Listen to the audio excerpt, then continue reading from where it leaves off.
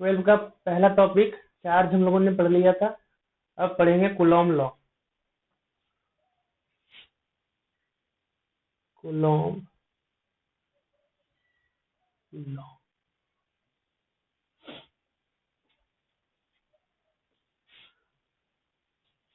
अगर दो charge rest में है Q1 और Q2 अगर दो चार्ज रेस्ट में है और आपस में r दूरी पे हैं, दो चार्ज रेस्ट में आपस में r दूरी पे हैं, तो इनके बीच में लगने वाला जो फोर्स होता है, अगर इस पे फोर्स लग रहा है इसके द्वारा, फोर्स ऑन 2 ड्यू टू 1, और इस पे लग रहा है फोर्स ऑन 1 ड्यू टू 2,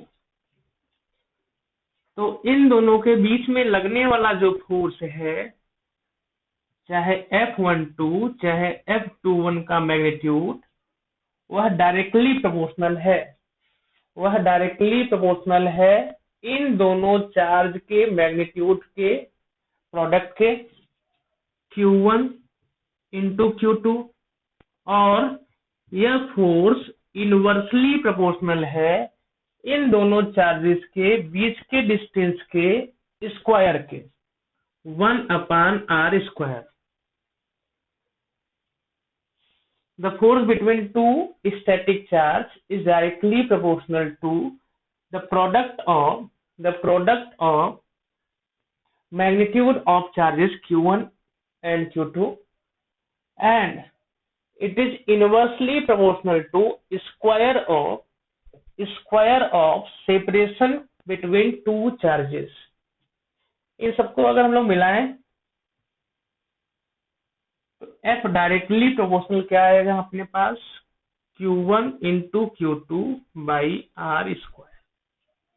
इसको अगर हटाया जाए तो एक कांस्टेंट आएगा, वह कांस्टेंट क्या आता है, F is equal to K Q1 into Q2 by R²।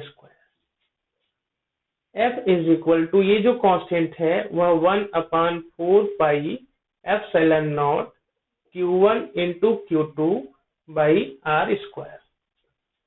इसके या फिर 1/4 पाई एप्सिलॉन नॉट की जो वैल्यू है वह 9 इंटू 10⁹ यहाँ पे जो एप्सिलॉन नॉट है, एप्सिलॉन नॉट वह परमिटिविटी, एप्सिलॉन नॉट जो है,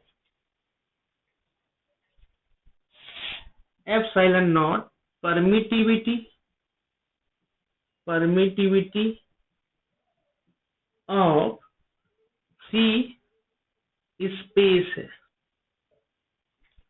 और एयर है। यहां से अगर हम लोग सॉल्व करें तो एप्सिलॉन नॉट की वैल्यू क्या आएगी, epsilon nought is equal to 8.85 into 10⁻⁻12। और दूसरी स्थिति तो फिर से देख लेते हैं। यहाँ पे अगर दो चार्जेस स्टैटिक हैं तो इनके बीच लगने वाला जो फोर्स है वह डायरेक्टली प्रोपोर्शनल है product of magnitude of charge, and जैसे ये चार्ज दूर जाएंगे तो इनके बीच का फोर्स घटेगा। हम लोग देख के भी समझ सकते हैं, लेकिन कैसे घटता है, वह इनवर्स स्क्वायर लॉ को फॉलो करता है।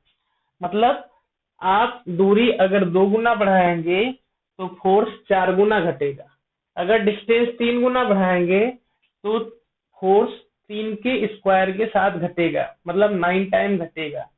कहने का मतलब फोर्स आर के इनवर्स स्क्वायर लॉ को फॉलो कर रहा है। तो ये कूलॉम लॉ है। F is equal to 1/4 pi epsilon nought Q1 Q2 by R²। यह हमेशा एप्सिलॉन नॉट जो है वो मीडियम पे डिपेंड करता है।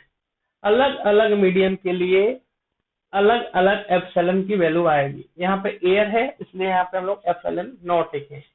अभी इसकी बात चर्चा और भी करेंगे हम लोग।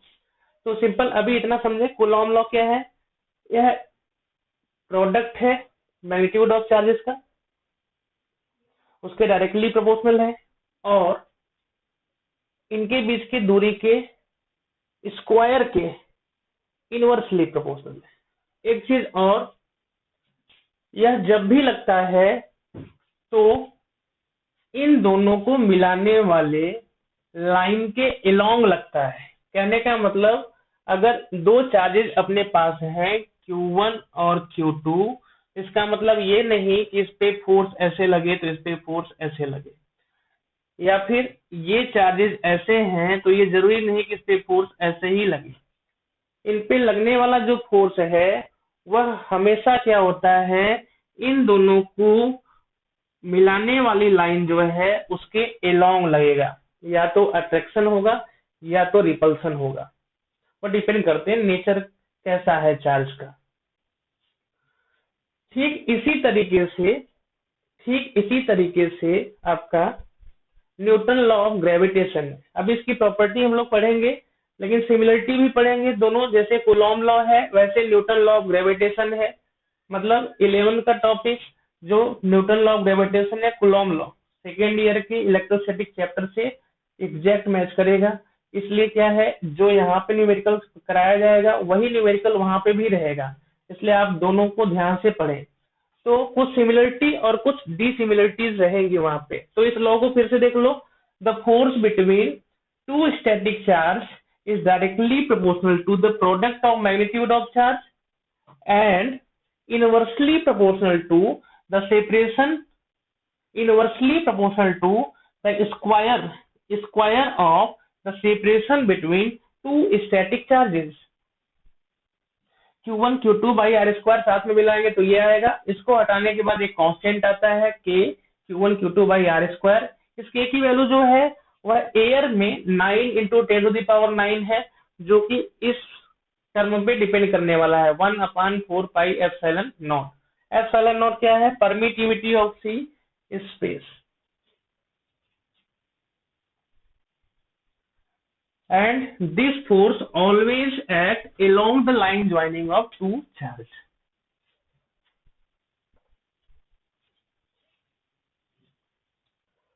अब बात करते हैं हम लोग कि ठीक इसी तरीके से ग्रेविटेशन में जैसे कूलॉम लॉ है वैसे न्यूटन लॉज ऑफ ग्रेविटेशन है। कूलॉम लॉ 1784 के लगभग बना था। इसके जस्ट पहले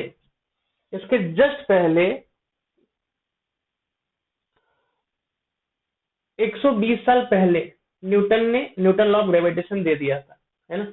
वो जो लॉ है वो देखते हैं हम लोग यहाँ पे क्या है। वो स्थिति क्या है, यहाँ से अगर दो मासेस m1 m2 r दूरी पे रखे हुए हैं तो इनके बीच लगने वाला फोर्स वह डायरेक्टली प्रोपोर्शनल होगा इन दोनों मासेस के प्रोडक्ट के m1 into m2 के, और इनवर्सली प्रोपोर्शनल होगा इनके सेपरेशन के स्क्वायर के 1/r स्क्वायर। अब यहाँ पे हटाएंगे तो एक कांस्टेंट और आएगा। तो सबसे पहले इन दोनों को मिलाते हैं प्रोपोर्शनलिटी को, तो क्या आएगा, ये m1 m2 बाई क्या होगा r स्क्वायर। इसको हटाओगे तो एक कांस्टेंट आएगा capital G m1 m2 by r square. तो इसमें और इसमें थोड़ा सा अंतर क्या है वो देखते हैं। F इज इक्वल टू यहाँ पे क्या है, K Q1 into Q2 by R square. यह फोर्स अट्रैक्शन रिपल्सन दोनों हो सकता है, और यह वाला जो फोर्स है वो केवल और केवल अट्रैक्शन ही करता है। सिमिलरिटी और डिसिमिलरिटी मिलती जाएंगी, है ना। तो यहाँ से अगर हम लोग देखें स्थिति क्या है आपका, F is equal to K Q1 Q2 by R square हो गया। हाँ, तो इस हिसाब से अगर इनको मैच कराएं तो G बराबर क्या आएगा, K आएगा। और K की वैल्यू अभी आपने पढ़ा 1/4 पाई एप्सिलॉन नॉट। तो यहाँ से अगर हम लोग देखें तो 4 पाई इंटू G बराबर क्या आएगा, 1/एप्सिलॉन नॉट। कहने का मतलब क्या है, इस चैप्टर में जो भी टॉपिक हम लोग डिटेल में पढ़ेंगे इलेक्ट्रोस्टैटिक में वही टॉपिक मैच करने वाला है ग्रेविटेशन से। दोनों जेईई मेंस, एडवांस और मेडिकल के पॉइंट ऑफ व्यू से बहुत ज्यादा इंपॉर्टेंट चैप्टर हैं। तो इस स्थिति में हम लोगों को दोनों पढ़ना चाहिए। तो किसी एक से, जहां पे ये वाला टॉपिक पढ़ेंगे, इसी टॉपिक से ये वाला टॉपिक कन्वर्ट हो जाएगा। बस हमको रखना क्या है, जहां पे 1/ε0 होगा वहां पे 4πg रख देना है, और जहां पे यहाँ पे चार्जेस है यहाँ पे क्या रखना है, मास रख देना है। बाकी बातें हम धीरे धीरे बताते जाएंगे आपको, लेकिन सिमिलरिटी आप देखते जाइए और डिसिमिलरिटी भी देखेंगे। डिसिमिलरिटी में अभी क्या है कि यहाँ से क्या स्थिति है कि ये अट्रैक्टिव और रिपल्सिव चार्ज के केस में दोनों हो सकता है। इन मासेस के केस में केवल और केवल क्या होगा, अट्रैक्शन होगा, रिपल्सन नहीं होगा। तो ये स्थिति बनी।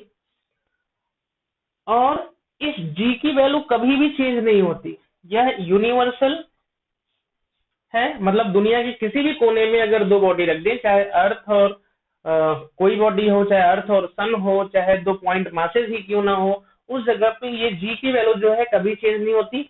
इस जी की वैल्यू फिक्स रहती है, वह आएगा 6.67 इंटू 10⁻⁻11। यूनिट आप निकाल लीजिएगा, वो क्या सकता है, Newton metre square by kilogram square. इसका डायमेंशन पूछा जाएगा आपसे। और ठीक यहाँ भी अगर हम लोग बातें करें, यहाँ पे बात करें, तो ऐसे इस ε0 का डायमेंशन पूछा जाएगा और यूनिट पूछा जाएगा। तो इतनी बातें आप ध्यान से प्रैक्टिस कर लीजिएगा पहले से। तो इसमें क्या है, इलेक्ट्रोस्टैटिक में ये के की वैल्यू चेंज होगी, मीडियम पे डिपेंड कर रहा है, और जी की वैल्यू चेंज नहीं करती। इनके बीच में क्या मीडियम है उससे कोई फर्क नहीं पड़ने वाला।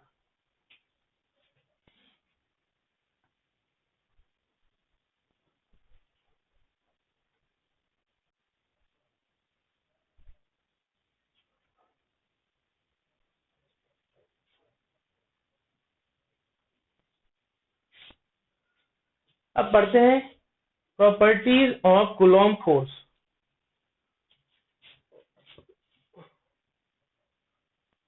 Properties of Coulomb force. Properties of Coulomb force. तो ध्यान से देखिए, सबसे पहली प्रॉपर्टी पढ़ते हैं। सबसे पहली प्रॉपर्टी, दो चार्जेस अगर आपके पास है Q1 और Q2 और इनके बीच की दूरी R है, इनके बीच की दूरी R है, तो इस स्थिति में जितना फोर्स इस पे ये लगाता है F/2 ड्यू टू 1, उतना ही फोर्स यह इस चार्ज पे लगाता है, फोर्स ऑन 1 ड्यू टू 2। मतलब ये फोर्सेस हमेशा क्या रहते हैं, बराबर रहते हैं। कहने का मतलब, इन्होंने अगर इस पे एक्शन किया तो इन्होंने इस पे रिएक्शन किया, मतलब यह एक्शन रिएक्शन लॉ को फॉलो कर रहा है। दो डिफरेंट बॉडी हैं, इक्वल फोर्स लग रहे हैं अपोजिट डायरेक्शन में, इक्वल फोर्स लग रहे हैं क्योंकि यह वेक्टर क्वांटिटी है, तो केवल इसका मैग्नीट्यूड बराबर है। इक्वल फोर्स लग रहे हैं अपोजिट डायरेक्शन में, मतलब F12 वेक्टर बराबर -F21 वेक्टर है। लेकिन कभी भी हम लोग ये नहीं कहेंगे वेक्टर F12 बराबर F21, क्योंकि ये आप वेक्टर लिख रहे हैं तो वो गलत हो जाएगा। F12 -F21 के बराबर होगा, या फिर आप ये कह सकते हैं इनका मैग्नीट्यूड जो है वो बराबर है। इनका मैग्नीट्यूड क्या है, बराबर है। तो यह एक्शन रिएक्शन लॉ को फॉलो कर रहा है। मतलब इसमें से कोई भी फोर्स जो है वह क्या होगा, चाहे इस पे वह बराबर होगा के Q1 into Q2 by R square. किसी का भी मैग्नीट्यूड। इसको चेक कैसे कर सकते हैं, सिंपल एक फीलिंग समझाने के लिए इसको आप फिक्स कर लीजिए, है ना। मतलब हमने क्या, कूलॉम ने इसको आपने फिक्स कर लिया, तो ये चार्ज भागना शुरू किया, तो जैसे भागा होगा इसका एक्सेलरेशन नोट हो गया होगा, और इसका मास मान लेते हैं m2। तो इस पे लगने वाला जो फोर्स होगा वह क्या आएगा, m2 इंटू A2। तो ये फोर्स नोट कर लिया हम लोगों ने, ठीक है। अब इसके बाद क्या करें, इसको फिक्स कर दें, और जब इसको फिक्स कर देंगे तो इसका मास मान लीजिए क्या है, m1 है, और ये A1 एक्सेलरेशन से भागा, A1 एक्सेलरेशन से भागा। तो इस कंडीशन में क्या आ जाएगा, ये वाली जो वैल्यू आएगी वो कितनी आई, m1 इंटू A1। तो देखा क्या गया, पाया क्या कि जो ये फोर्स है इनका मास इंटू एक्सेलरेशन, मतलब इस पे लगने वाला फोर्स वह बराबर है इस पे लगने वाली फोर्स का। मतलब ये दोनों क्या है, इक्वल एंड अपोजिट है। इसका मतलब यह न्यूटन थर्ड लॉ को फॉलो कर रहा है। मतलब पहली प्रॉपर्टीज अगर हम लोग बात करें तो it follows Newton third law. पहली प्रॉपर्टी में क्या हो जाएगा, इट फॉलोज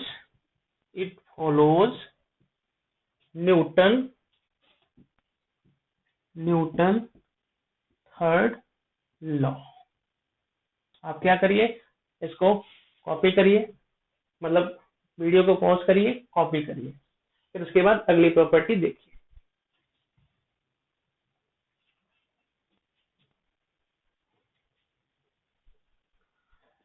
तो एक बात यहाँ पे और आई कि अगर भैया अगर ये चार्ज Q1 है और ये चार्ज Q2 है, तो इस पे अगर F फोर्स लगा तो इस पे भी कितना होगा, F फोर्स लगेगा। ठीक है, अब अगर F की वैल्यू लिखना हो तो ठीक है, ये क्या आएगा, constant into Q1 into Q2 by क्या आएगा, R² आएगा, है ना। लेकिन अगर हम इन दोनों को एक सिस्टम ऑफ चार्ज मान लें, इन दोनों को एक सिस्टम ऑफ चार्ज मान लें, तो इस स्थिति में क्या आएगा, यहाँ से इस पे फोर्स F लगा, इस पे फोर्स F लगा, लेकिन दोनों पे जो नेट फोर्स है, net force on system of charge, net force on system of charge वह क्या होगा, इधर इधर वो क्या हो गया, जीरो।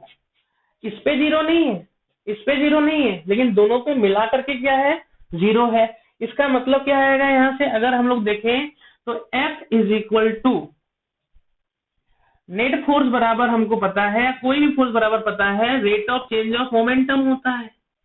और अगर ये जीरो है तभी जीरो हो पाएगा जब मोमेंटम क्या होगा, कांस्टेंट होगा। मतलब मोमेंटम क्या होगा, कंजर्व होगा। तो यहाँ से मोमेंटम क्या हो गया, कंजर्व हो गया। मतलब P फाइनल बराबर क्या आया, P इनिशियल आया। कहने का मतलब इस पे फोर्स जीरो नहीं है, इसका मतलब इसका मोमेंटम कंजर्व नहीं होगा। इस पे फोर्स जीरो नहीं है, इसका मतलब इसका मोमेंटम कंजर्व नहीं होगा।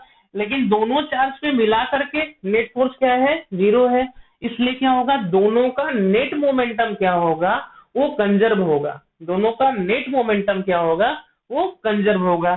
तो इस हिसाब से जहां जहां न्यूटन थर्ड लॉ फॉलो करेगा वहां पे नेट मोमेंटम वो कंजर्व होगा चार्ज का, सिस्टम ऑफ चार्ज का। कहने का मतलब इसका कंजर्व नहीं है, इसका कंजर्व नहीं है, तो दोनों का क्या है, कंजर्व है। इस पे न्यूमेरिकल हम लोग बाद में बात करेंगे, हर एक टॉपिक की जो प्रॉपर्टी पढ़ रहे हैं, है ना, कि कैसे अगर इस चार्ज को छोड़ देंगे तो वो भागेगा, ये वाला भी भागेगा, तो इनकी रफ्तार होगी, तो रफ्तार होगी कितनी होगी, सबको काउंट करेंगे हम लोग।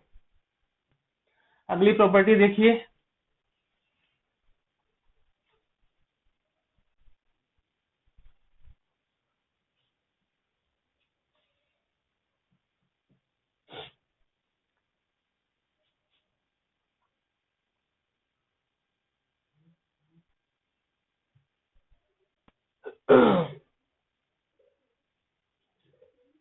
Coulomb force is a conservative force। Coulomb force जो है वो क्या है, कंजर्वेटिव फोर्स है ना। तो इसका मतलब क्या हुआ, कंजर्वेटिव का मतलब हम सभी लोग जानते हैं, 11th की टॉपिक है। क्या है वो, कि ऐसा फोर्स जो पाथ क्या हो, इंडिपेंडेंट हो, ऐसे ही फोर्स को कहते हैं हम लोग कूलॉम्ब फोर्स। या फिर क्या हो, work done in a close loop is zero. ऐसे फोर्स को कहते हैं हम लोग कंजर्वेटिव फोर्स।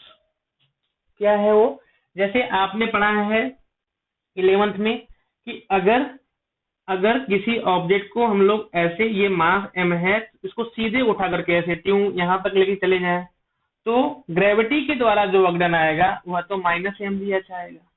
लेकिन इसी को आप ऐसे लेकर के चले जाएं, इस रास्ते से ऐसे, इस रास्ते से, तब भी हमको पता है कि वर्कडन क्या आता है, -mgh आता है। किसी ने कहा कि नहीं हम तो ऐसे ऐसे लेके जाएंगे, तब भी वर्कडन क्या आता है, -mgh आता है। कहने का मतलब mg के द्वारा, ग्रेविटेशन फोर्स के द्वारा जो वर्कडन है वह पाथ पे डिपेंड नहीं कर रहा है, चाहे आप ऐसे लेकर जाएं चाहे ऐसे लेकर जाएं, किसी से लेकर के जाएं, एस हाइट पर लेके जा रहे हैं तो स्थिति क्या है, वर्क की सेम है। ऐसे फोर्स को कहते हैं हम लोग, क्या कहते हैं, वह फोर्स कंजर्वेटिव है। तो ठीक ऐसे ही इलेक्ट्रोस्टैटिक फोर्स भी है। तो यहाँ पे सिमिलरिटी है, ग्रेविटेशन फोर्स और इलेक्ट्रोस्टैटिक फोर्स दोनों क्या होते हैं, कंजर्वेटिव नेचर के होते हैं। सब पे न्यूमेरिकल होगा, वह कुछ समय के बाद होगा।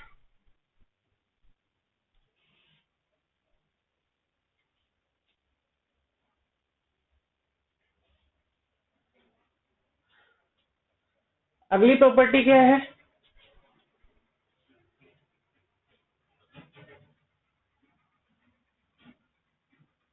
Coulomb force is a central force. Coulomb force is a central force. अब सबसे पहले पता करना पड़ेगा कि सेंट्रल फोर्स क्या होता है, सेंट्रल फोर्स की मीनिंग क्या है ना। तो सबसे पहले हम लोग सेंट्रल फोर्स समझ लेते हैं कि सेंट्रल फोर्स क्या है। ठीक है, तो central force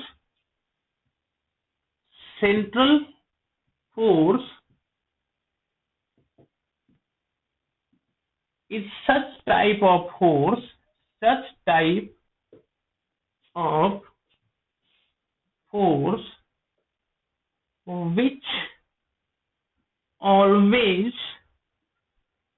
always act along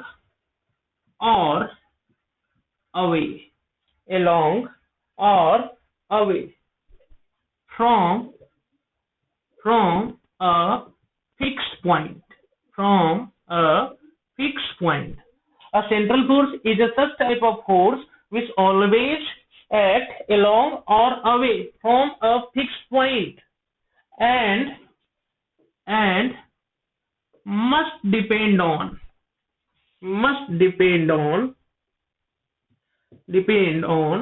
a distance। मतलब यह फोर्स डिस्टेंस का फंक्शन होना चाहिए, यह फोर्स डिस्टेंस का फंक्शन होना चाहिए। इसका मतलब क्या हुआ, यहाँ से अगर हम लोग बात करें सेंट्रल फोर्स की, अगर बात करें तो वह तो वेक्टर क्वांटिटी है, तो उसका एक मैग्नीट्यूड होना चाहिए। उसका जो मैग्नीट्यूड होना चाहिए वह क्या होना चाहिए, वह डिस्टेंस का फंक्शन होना चाहिए, और साथ में उसका डायरेक्शन होना चाहिए। तो ये आर कैप, लेकिन इसका डायरेक्शन क्या है, आर कैप का यूनिट वेक्टर का, वह always along a fix point या फिर अवे अ फिक्स पॉइंट। तो फिक्स पॉइंट के अबाउट अगर हम लोग फोर्स की बात करें तो क्या हो सकता है, वो फिक्स पॉइंट का सर्कुलर मोशन होगा। किसी फिक्स पॉइंट के अबाउट फोर्स लग रहा है तो इसका मतलब क्या होगा, ये सर्कुलर मोशन कर रहा है, इसलिए हमेशा सेंटर की तरफ है या तो इससे अवे होगा, इसलिए इसका नाम क्या है, सेंट्रल फोर्स। तो यह डिस्टेंस पे भी डिपेंड करेगा और साथ में क्या होगा, और साथ में अलोंग अ फिक्स पॉइंट का मतलब यहाँ पे सेंटर हो गया, उस पे उसके डायरेक्शन में लगने वाला है। तो ठीक यहाँ पे इलेक्ट्रोस्टैटिक फोर्स कैसे सेंट्रल फोर्स हुआ उसको देखते हैं। तो इलेक्ट्रोस्टैटिक फोर्स जो सेंट्रल फोर्स है वो कैसे है कि हमने बहुत पहले से एग्जांपल हम लोग सुनते आए हुए हैं कि न्यूक्लियस के चारों तरफ इलेक्ट्रॉन चक्कर मारता है। तो न्यूक्लियस के चारों तरफ इलेक्ट्रॉन चक्कर मारता है, तो इस प्लस और इस माइनस के बीच में अट्रैक्शन होगा। तो वह जो फोर्स है वो कौन सा फोर्स है, इलेक्ट्रोस्टैटिक फोर्स। अभी हमने कहा था कि जो ये लॉ है वह स्टैटिक चार्ज के लिए होता है, लेकिन यहाँ तो ये मूव कर रहा है, तो उस लॉ का मतलब क्या होता है वो भी समझाते हैं कि कहाँ कहाँ पे वैलिड है और कहाँ पे वैलिड नहीं है। तो अब इस स्थिति में ये प्लस और ये माइनस है, तो इनके बीच में अट्रैक्शन फोर्स अगर लग रहा है तो ये इलेक्ट्रॉन चक्कर जब भी मार रहा है तो इस पे फोर्स तो हमेशा सेंटर की तरफ लग रहा है, इसलिए क्या हो गया ये सेंट्रल फोर्स। समझ में आया? ये क्या हो गया? Electrostatic force is a central force. और दूसरी कंडीशन, अगर ऐसे ही ग्रेविटेशन की बात करें तो ग्रेविटेशन भी क्या है अपना एक सेंट्रल फोर्स है। ग्रेविटेशन भी क्या है अपना एक सेंट्रल फोर्स है। तो वो कैसे सेंट्रल फोर्स हुआ उसको देखते हैं यहाँ से। अगर आपके ये सन है आपका और उसके अराउंड अर्थ मतलब धरती माता चक्कर मार रही है, धरती माता अगर चक्कर मार रही है, ये हो गया अर्थ, ये इसमें धरती माता चक्कर मार रही है। तो जब धरती माता चक्कर मारती है यहाँ से तो स्थिति क्या है? फोर्स हमेशा किधर की तरफ लगा रहता है? सेंटर की डायरेक्शन, मतलब किसी एक फिक्स पॉइंट के, किसी एक पॉइंट को डिनोट करता है फोर्स हमेशा। तो इसका मतलब क्या हो गया? यह कौन सा फोर्स है? Central force. मतलब ग्रेविटेशन फोर्स और कूलॉम फोर्स दोनों क्या है? सेंट्रल फोर्स है। इसको पॉज करके आप कॉपी कर सकते हैं।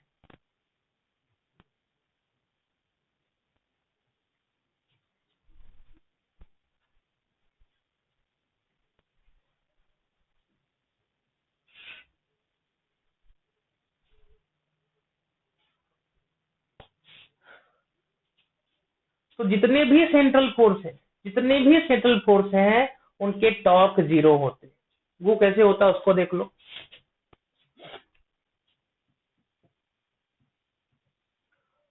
ऑल सेंट्रल फोर्स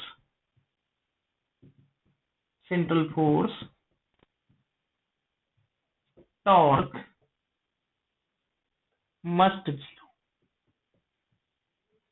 इसका मतलब इलेक्ट्रोस्टैटिक फोर्स के द्वारा जो टॉर्क है या फिर ग्रेविटेशन फोर्स के द्वारा जो टॉर्क है वो क्या होगा? जीरो होगा। वो कैसे होता है उसको देखें।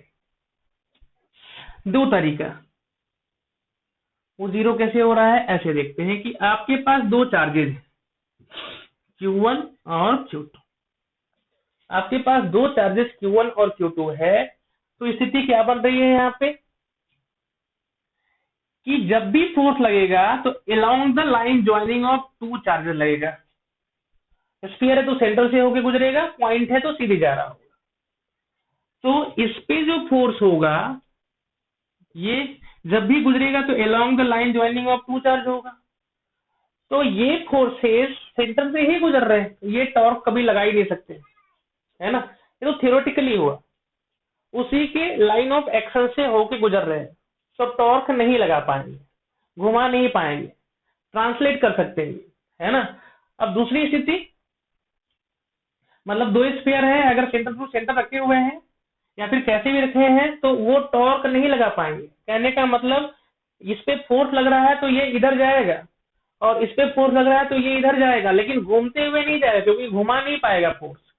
ये तो थियोरेटिकली बात हुई क्योंकि फोर्स लाइन ऑफ एक्शन से ही गुजर रहा है।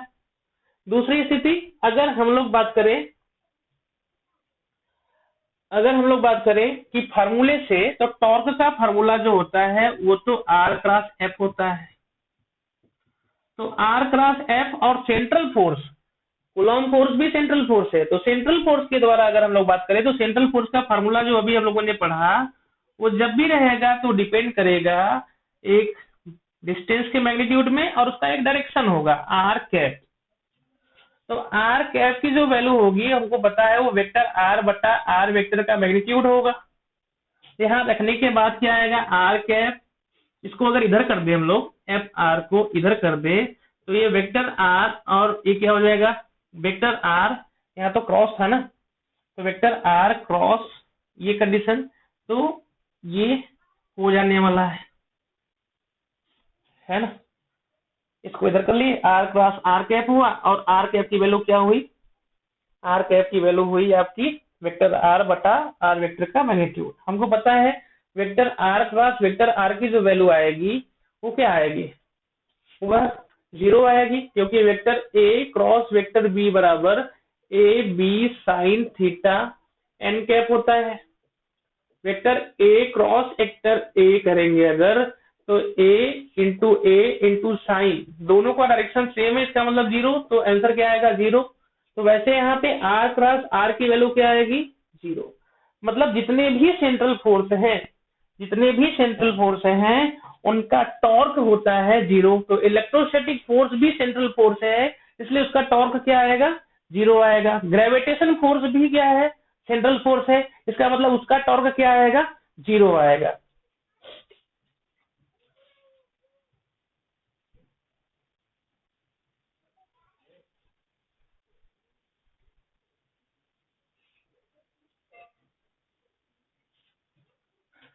तो सभी का जितने सेंट्रल फोर्स मिले सबका टॉर्क क्या मिला, हमको 0 मिला।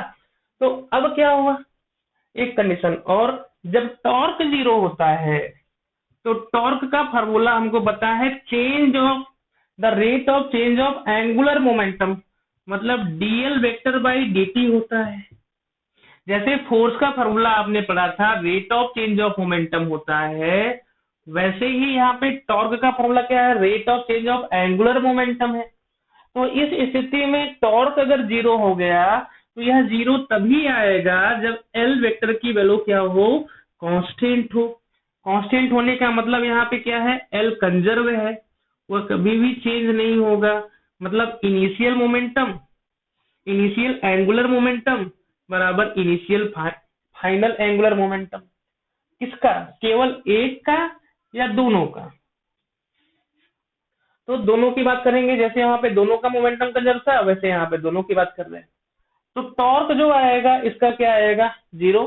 टॉर्क 0 तो एंगुलर मोमेंटम भी क्या है, यहाँ पे कंजर्व है। और एंगुलर मोमेंटम सभी सेंट्रल फोर्स का कंजर्व है, तो इलेक्ट्रोस्टैटिक और इनका ग्रेविटेशन फोर्स का भी क्या रहेगा, कंजर्व है। अगली प्रॉपर्टी देखते हैं।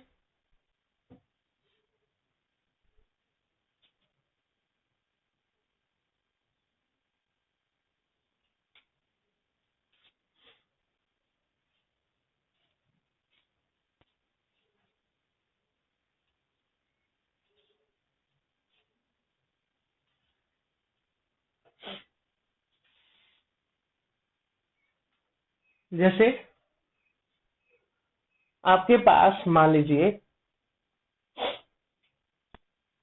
अब ये दोनों चार्जेस जो हैं Q1 और Q2 पहले एयर में रखे थे, पहले एयर में रखे हुए थे Q1 Q2 r दूरी पे। इनके बीच लगने वाला जो फोर्स था वह मान लो एयर में F0 है। इसकी वैल्यू क्या लिखा था हम लोगों ने, 1/4 pi epsilon nought Q1 into Q2 by R square. 1/4 pi epsilon nought Q1 into Q2 by R square, कहाँ पे, एयर में। ठीक, अगर इसी को हम लोगों ने मान लीजिए लिक्विड में डुबो दिया, इसी सिस्टम को ऐसा समझाने के लिए, Q1 Q2 और ये मान लीजिए वाटर है, सपोज करते हैं वाटर में डुबो दिया। तो इसके पहले मान लीजिए कि ये क्या हुआ आपका, ये प्लस चार्ज है और ये माइनस चार्ज है, तो इनके बीच में अट्रैक्शन होगा। इसको ये वाला चार्ज इधर की तरफ घींच रहा होगा और इसको ये वाला चार्ज इधर की तरफ घींच रहा होगा, ये स्थिति बन रही होगी। तो अब स्थिति क्या है, इस पे लगने वाला फोर्स उस समय पे F0 था, ये बात हमको समझ में आ रही। अब इस समय देखते हैं कि कितना फोर्स लग रहा होगा इससे।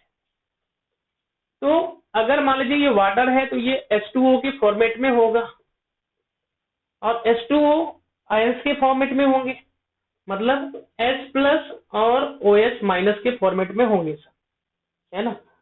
तो स्थिति क्या है, यहाँ से अगर ये प्लस है और ये माइनस है तो इसके चारों तरफ, इसमें H प्लस और OH माइनस है, तो माइनस वाला चार्ज इसके चारों तरफ अट्रैक्ट हो जाएगा, मतलब minus minus minus minus minus minus OH इधर अट्रैक्ट हो गया और इसके चारों तरफ प्लस वाला चार्ज ऐसे अट्रैक्ट हो गया, ये स्थिति बन गई, है ना। तो अब यहां से क्या हुआ, अगर हम लोग बात करें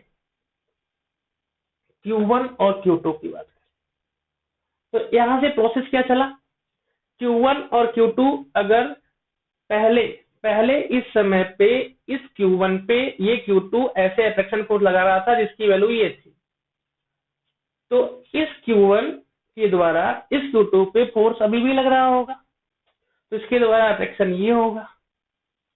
लेकिन साथ में अगर हम लोग देखें इस पे नेट फोर्स की बात करें, तो इधर का जो चार्ज है, इधर का जो चार्ज है, इधर जो चार्ज इधर इकट्ठा हुआ है, ये चार्ज जो इकट्ठा हुआ है वो इसको अट्रैक्ट भी कर रहा होगा, ये माइनस वाला चार्ज। जब ये माइनस वाला चार्ज इसको अट्रैक्ट कर रहा होगा तो इस स्थिति में क्या हो रहा होगा, यहाँ पे इस स्थिति में इस पे एक फोर्स किधर की तरफ रहा है, Q1 की वैल्यू अगर हम लोग बात करें तो इसको ये अट्रैक्ट कर रहा है इधर की तरफ, ये अट्रैक्ट भी कर रहा है।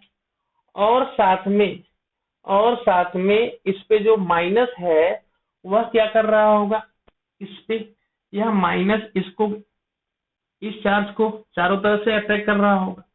तो इसमें अब डिस्ट्रीब्यूशन की बात हम लोग करते हैं, तो ध्यान से देखें, अगर यहाँ पे ये माइनस चार्ज है और इधर क्या है, प्लस है, इधर इकट्ठा हुए तो ये माइनस OS का जो डिस्ट्रीब्यूशन होगा, इस माइनस की वजह से एक फोर्स इधर की तरफ भी लगेगा, जिसकी वजह से इस पे नेट फोर्स क्या होगा, घट जाएगा।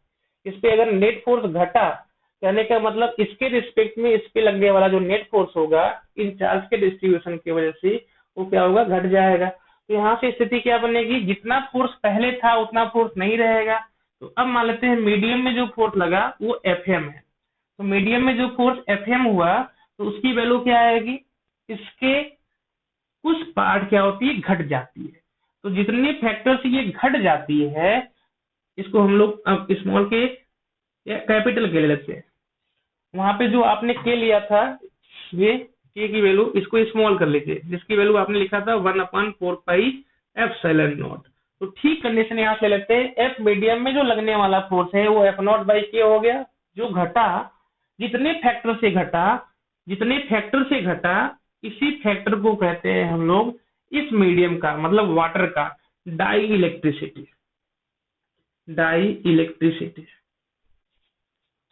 या फिर एयर में जो परमिटिविटी थी वो एप्सिलॉन नॉट थी।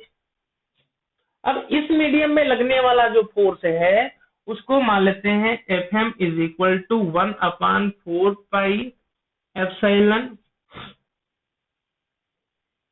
एप्सिलॉन इस मीडियम की परमिटिविटी इंटू क्या हो गया, Q1 Q2 by R square.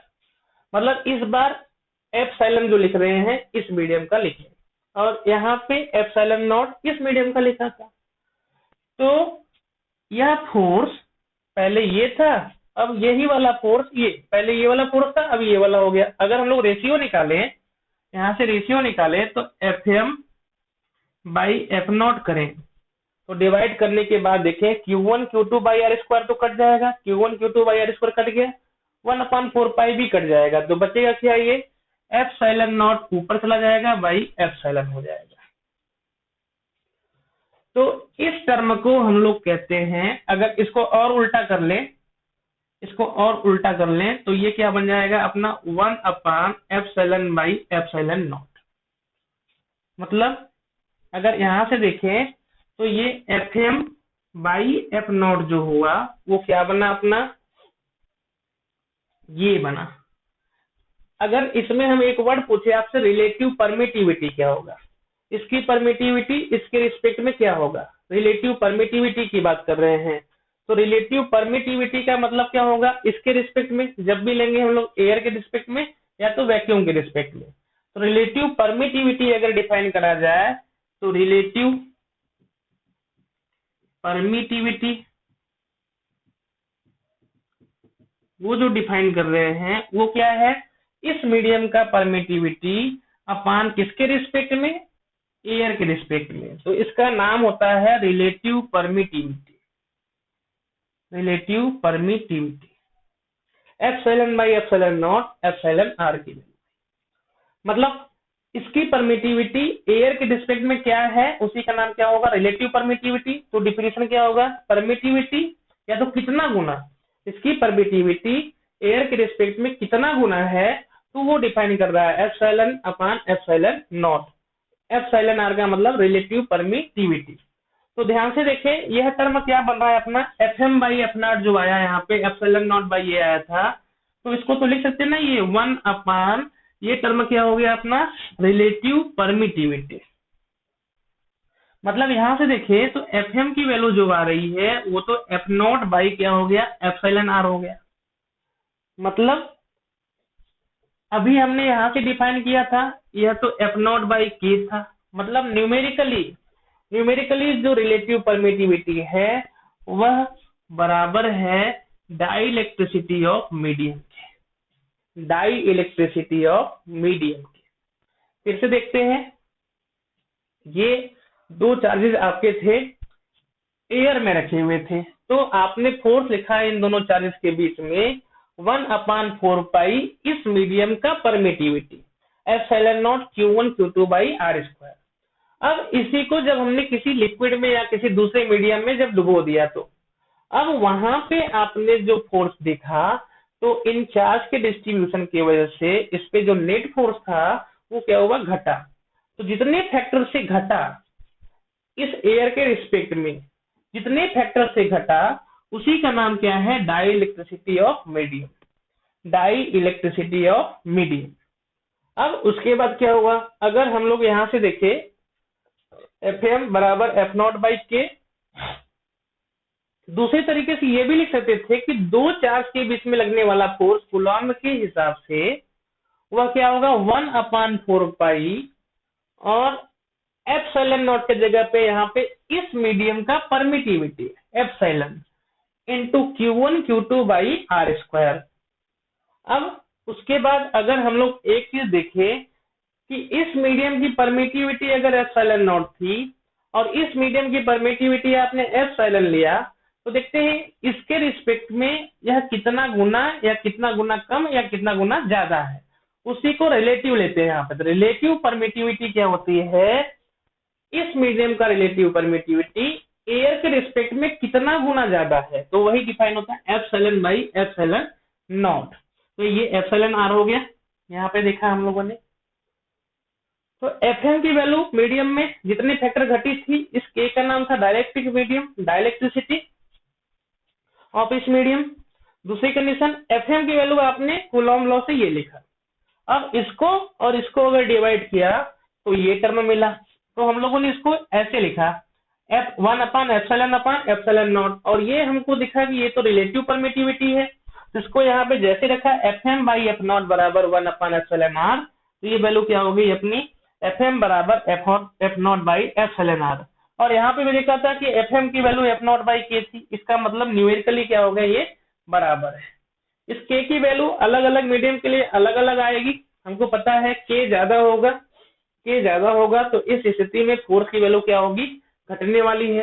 तो के की वैल्यू सबसे ज्यादा जो है, के की वैल्यू सबसे ज्यादा होती है इनफाइनाइट कंडक्टर के लिए, कंडक्टर के लिए इनफाइनाइट होती है। मतलब इनके बीच में अगर कंडक्टर रख दें तो कोई फोर्स नहीं लगने वाला।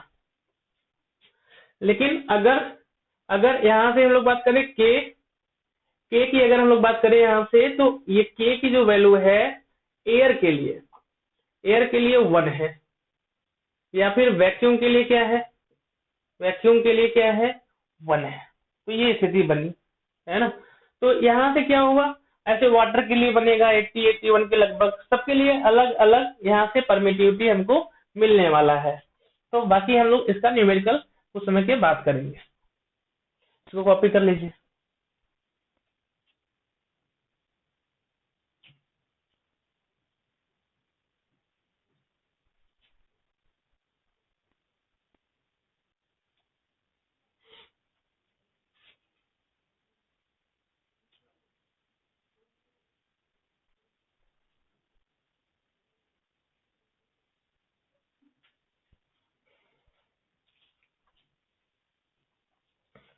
दूसरी कंडीशन, ये भी हो सकता था कि दो चार्ज के बीच में जब हमने आर दूरी पे, एक चीज और समझते हैं, आर दूरी पे रखा, तो इस पे लगने वाला जो फोर्स था वो तो एफ नॉट था, के Q1 Q2 by R square, या के यहाँ पे हम लोग स्मॉल के लेंगे, है ना। अब जब इसी को हम लोगों ने किसी मीडियम में रख दिया, किसी मीडियम में रख दिया Q1 और Q2 को R दूरी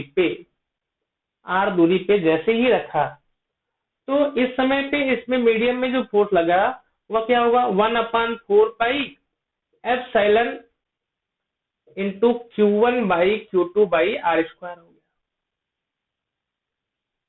यहाँ पे क्या था, 1/4 पाई एप्सिलॉन नॉट Q1/Q2/R² था एयर में या वैक्यूम में।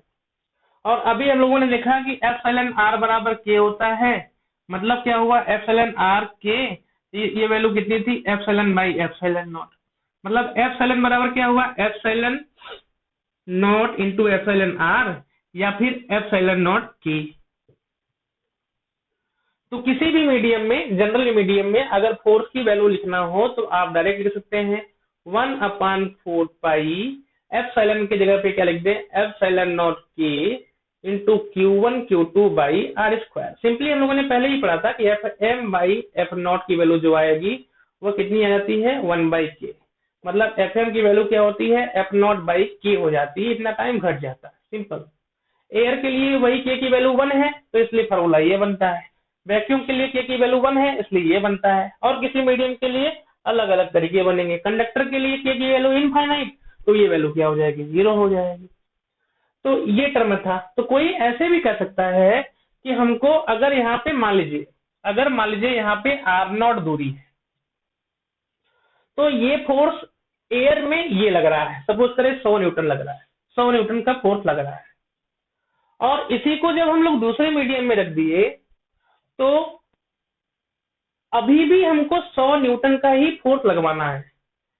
ऐसे क्या दूरी पे रखें कि जितना फोर्स पहले लग रहा था उतना फोर्स अभी भी लगे, तो वह दूरी मान लेते हैं R। मतलब ऐसा कहें कि इसकी डाइलेक्ट्रिसिटी कुछ है, और जब हम इसको कितने दूरी पे रखें कि वही फोर्स लगे, जब R0 दूरी पे आपने रखा था एयर में तो फोर्स कितना था, F0 था। मतलब इसके इक्विवेलेंट क्या डिस्टेंस होना चाहिए। तो हम लोग अब यहां से बात करें इक्विवेलेंट डिस्टेंस की, इक्विवेलेंट डिस्टेंस की बात कर रहे हैं, इक्विवेलेंट डिस्टेंस की बात कर रहे हैं। तो इक्विवेलेंट डिस्टेंस मतलब जो फोर्स यहाँ पे लग रहा है R0 दूरी पे जब एयर में हो, और उतना ही फोर्स लगे जब यह किसी मीडियम ऑफ डाइलेक्ट्रिसिटी K में रखा गया हो, तो दूरी कितना लेना चाहिए, कितना लेके वही फोर्स लगे। तो मान लेते हैं R दूरी रखा, तो ये दोनों फोर्स तो बराबर होना चाहिए, F0 बराबर FM होना चाहिए, और F0 की वैल्यू कितनी आई अपने पास, 1/4 pi epsilon nought Q1 Q2/R² आया, और FM की वैल्यू कितनी आई, वो आई है अपने पास 1/, यहाँ पे तो R0 है, वहां पे कितनी आई, 4 पाई epsilon not K into Q1 Q2/R²। तो ये सब कट जाएगा, यहाँ से मिला क्या हम लोगों को, R0² is equal to R² into K, मतलब R0 बराबर क्या हुआ, R इंटू रूट K। मतलब अगर यही बात हम लोग देखिए किसमें, एयर में देख लें, एयर में अगर R0 पे जो फोर्स लग रहा है वही किसी मीडियम में रखने के बाद अगर एयर ही बना दे, तो वह जो डिस्टेंस आएगा R0 अगर रखना चाहेंगे तो उस R0 की वैल्यू क्या होगा, R इंटू रूट K करना पड़ेगा। मतलब एयर बनाने के लिए इस डिस्टेंस में रूट K से गुणा कर देंगे तो ये कैसा बन जाएगा, एयर के जैसा बन जाएगा। तो ये फार्मूला बना अपने लिए, तो इसको कन्वर्ट कर सकते हैं इस मीडियम को एयर के जैसा, है ना। तो जैसे जरूरत पड़ेगा इसका,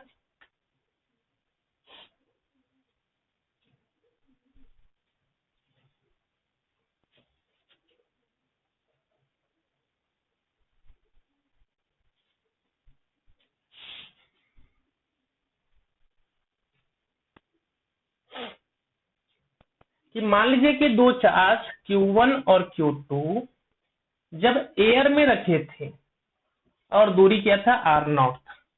ठीक है, उसको छोड़ देते हैं। इसमें अब एक मीडियम रखते हैं, ये आर दूरी है, इनमें एक मीडियम रखते हैं डाइलेक्ट्रिसिटी के का, और जिसका ये मोटाई जो है स्मॉल टी है ना। डाइलेक्ट्रिक मीडियम पूरा नहीं भर रहे हैं, पूरा भर देते तो एफ नॉट बाई के हो जाता, कोई डाउट नहीं था। लेकिन इस बार कितना भर रहे हैं हम लोग, टी थिकनेस का, पार्शियली थिकनेस का भर रहे हैं। तो इस समय पे अब फोर्स निकालने के लिए दो मीडियम आ गए, एक तो एयर और एक तो डाइलेक्ट्रिसिटी के वाला आ गया।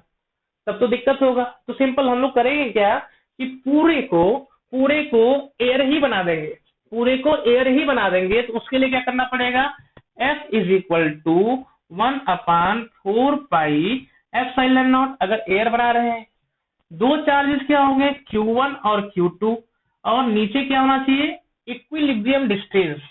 एयर में कन्वर्ट कर रहे हैं तो इक्विलिब्रियम डिस्टेंस यहाँ पे करना पड़ेगा हमको, है ना।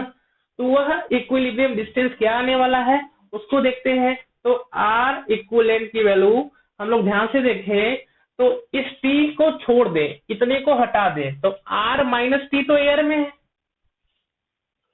तो कन्वर्ट करने के लिए हमको पता है कि ये आर माइनस टी इंटू इसकी एयर की डाइलेक्ट्रिसिटी के एयर, ये गुणा करना पड़ता है ना।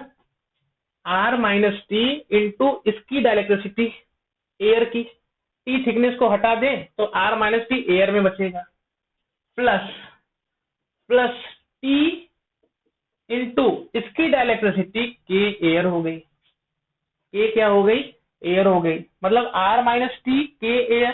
तो ध्यान से देखिए, के एयर की वैल्यू तो 1 है, तो ये क्या होगा, R minus T plus T into root के होगा। तो ये स्थिति बनी, कहने का मतलब इसको कन्वर्ट कर दिया पूरा एयर में, तो एयर में पूरा कन्वर्ट कर दिया, तो ये 1/4 पाई परमिटिविटी किसका होगा, एप्सिलॉन नॉट का होगा। Q1 Q2 बटा, अब डिस्टेंस जब एयर में कर रहे हैं तो वह डिस्टेंस देखना पड़ेगा, तो वह डिस्टेंस क्या है, आर इक्विवेलेंट, और आर इक्विवेलेंट की वैल्यू ये है। तो ये क्या आएगा अपना 1/4 pi epsilon nought Q1 into Q2 भाई कितना आ जाएगा, ये R minus T plus T root के इसका स्क्वायर।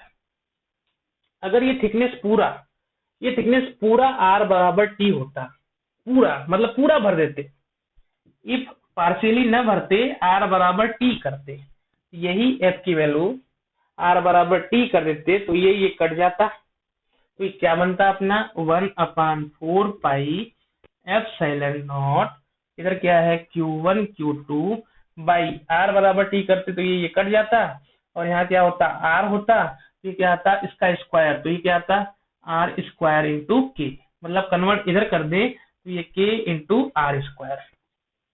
समझ में आया, जो पहले पढ़ा था। कहने का मतलब आपको ये कन्वर्ट करने आना चाहिए। फिर से देख लीजिए इसको, सबसे पहले ये के मीडियम का रख दिया, तो दो मीडियम, दो तरीके हैं, एक अभी आगे टॉपिक पढ़ाएंगे इलेक्ट्रिक फील्ड, तो उससे भी निकल जाएगा, लेकिन अभी फोर्स से बता रहे हैं इसलिए ऐसा कर रहे हैं हम लोग। तो टी थिकनेस का अगर डाइलेक्ट्रिक मटेरियल यहाँ पे रखा हम लोगों ने, टी थिकनेस का डाइलेक्ट्रिक मटेरियल रखा के, तो अब इन दोनों के बीच में लगने वाला फोर्स क्या होगा, जब पूरा डाइलेक्ट्रिक मटेरियल नहीं रखा है तब। तो उसके लिए सबसे पहले हम लोग क्या करेंगे, पूरे को या तो इसमें कन्वर्ट कर लें या तो पूरे को एयर में कन्वर्ट कर ले, दो तरीका है, जो फार्मूला हम लोगों ने पढ़ा था। तो उसके लिए क्या करते हैं हम लोग, यहाँ से मान लेते हैं पूरे का एक इक्विलिब्रियम डिस्टेंस, मतलब अगर ये एयर में होता तब भी उतना ही फोर्स होता, तो उसके लिए इक्विलिब्रियम डिस्टेंस निकाल लेते हैं।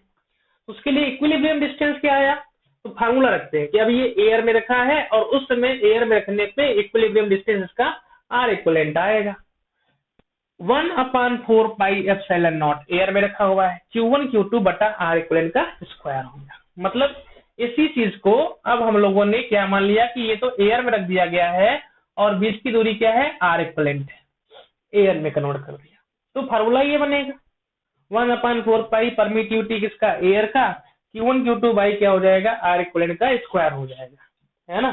तो स्थिति क्या बनी, अब आर इक्विवेलेंट की वैल्यू चाहिए हमको, तो आर इक्विवेलेंट निकालते समय अभी हम लोगों ने पढ़ा था एयर के लिए, लास्ट में पढ़ा था कि आर नॉट की जगह क्या बना था अपना, आर रूट के बना था, है ना। तो एयर में कन्वर्ट करने के लिए उनके बीच का डिस्टेंस इनटू रूट उनका डाइलेक्ट्रिसिटी करना पड़ता है। तो यहाँ दो पार्ट है, टी थिकनेस तो के थर्मल कंडक्टिविटी की है और आर पूरा डिस्टेंस है, तो आर माइनस टी जो बचा वो एयर का बचा।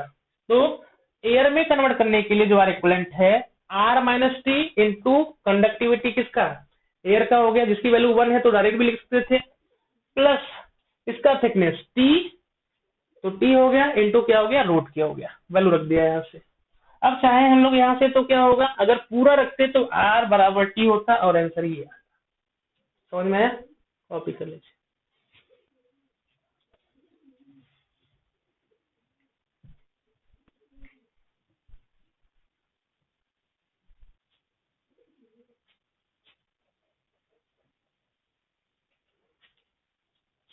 अब सेम कंडीशन आपको ये करना है Q1 Q2, अगर एक T1 थिकनेस का K1 थर्मल कंडक्टिविटी और K2 thermal conductivity T2 thickness का रखा हुआ है और इनके बीच की दूरी क्या है, R है, तो इनके बीच लगने वाला फोर्स बताना है, ये आपको करना है, ये आपका होमवर्क रहेगा, है ना। अब हम लोग बात करते हैं अगली प्रॉपर्टी की। कोई भी फोर्स अगर है यहाँ पे, इलेक्ट्रोस्टैटिक फोर्स की अगर बात करें तो electrostatic force principle of superposition को फॉलो करता है, प्रिंसिपल ऑफ सुपरपोजिशन को फॉलो करता है, प्रिंसिपल ऑफ सुपरपोजिशन को फॉलो करता है, followed by Coulomb। तो प्रिंसिपल ऑफ सुपरपोजिशन कई जगह पढ़ेंगे आप, वेव में पढ़ा है, सिंपल हार्मोनिक मोशन में पढ़ेंगे, आगे भी पढ़ते जाएंगे। तो सबसे पहले इसी जगह समझ लेते हैं प्रिंसिपल ऑफ सुपरपोजिशन होता क्या है ना।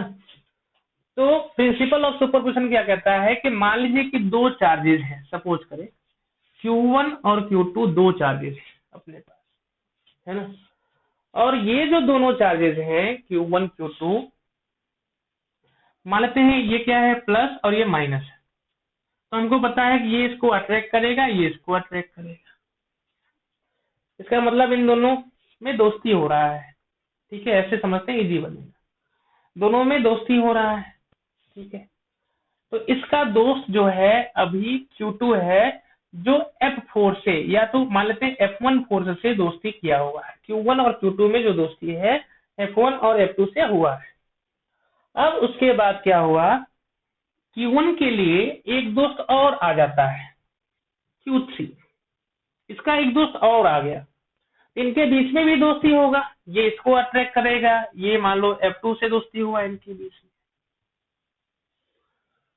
तो प्रिंसिपल ऑफ सुपरपोजिशन क्या करता है, या फिर हम लोग क्या समझते हैं कि इनके बीच में जो दोस्ती पहले थी, इसके आने के बाद इनके बीच की जो दोस्ती है वो अभी भी वही रहती है, वो चेंज नहीं होती।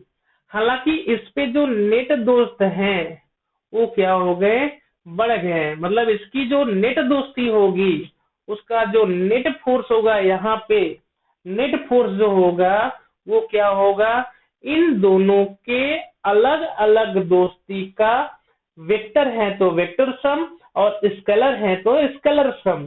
तो यहाँ पे वेक्टर क्वांटिटी है फोर्स, इसलिए क्या होगा, वेक्टर सम हम लोग करते जाएंगे।